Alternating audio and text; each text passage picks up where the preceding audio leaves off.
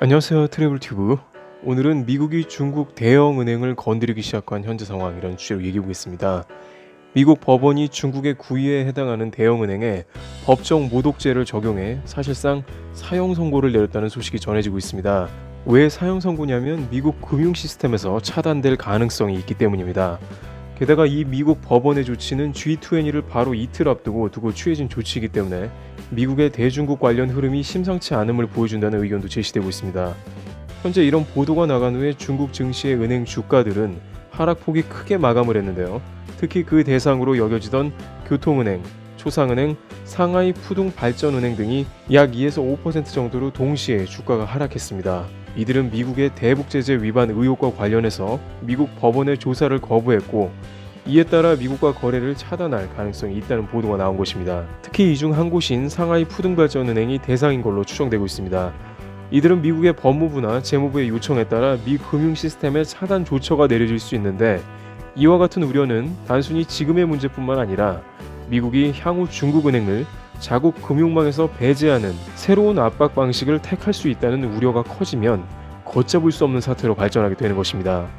당장 대중국 외국 투자 자본들의 투자 심리가 급속하게 냉각되는 것은 물론이고, 기존의 중국 자본들도 앞다투어 빠져나갈 것이 자명하기 때문에 이러한 금융 제재는 미국이 할 수 있는 조치 중에 가장 강력한 조치로 거론되기도 했습니다. 그러한 상황을 피하기 위해서라도 중국 당국에서는 그 전 단계인 무역 협상을 최대한 마무리 짓기를 원한다는 이야기가 있을 정도였습니다. 다만 중국 은행들이 미국 내 제재를 받게 된다면 미국 기업들이 보복을 당할 수도 있고, 세계 금융기관들이 미국 진출을 꺼릴 수 있다는 점도 워싱턴 포스트는 거론했습니다.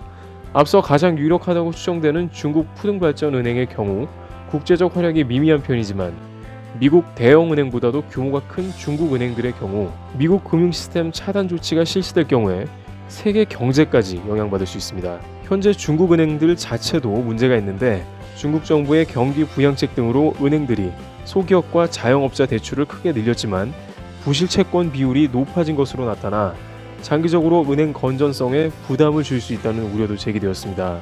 만약 여기에 미국발 금융 제재가 더해진다면 중국의 은행들은 신용 경색에 시달리게 되어 상상조차 어려운 상황이 펼쳐질 것이 명약관화한 것입니다.